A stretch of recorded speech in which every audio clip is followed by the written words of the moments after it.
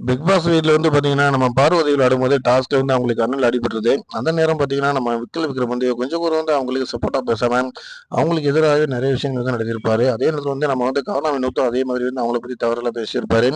இது எல்லாமே தெரிஞ்சுக்கிட்டு சிபிசாவோ, லியானோவும் போய் நேரா சத்தம் போட்டுருப்பாங்க. நம்ம கானா வினோத்திட்ட நீங்க பண்றது வந்து தப்பு அப்படின்ற மாதிரி.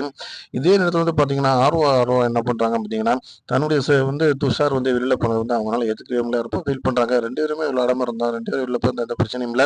பட் அவன் மட்டும் வெளில போனா எனக்கு ரொம்ப ஃபீலா இருக்கு அப்படின்றாங்க. அதே நேரத்தில வந்து கமருதீன்ட்ட அவங்க பேச வராங்க. அந்த நேரம் வந்து பார்வதி என்ன பண்றாங்கன்னா, பெஸ்ட் ஃப்ரெண்ட் எனக்கு கமருதீன் அப்படின்னும்போது அவங்கள வந்து கொஞ்சம் டிக்ரேட் பண்ணியிருக்காங்க. இது எல்லாமே போக நம்ம சபரி என்ன பண்ணியிருக்காருன்னு பார்த்தீங்கன்னா, இவ்வளோ விஷயம் நடந்ததுக்கு பின்னாடி கூட பார்வதிட்ட வந்து அவர் கொஞ்சம் சாஃப்ட்டா வந்து ஹேண்டில் பண்ணியிருக்கலாம்.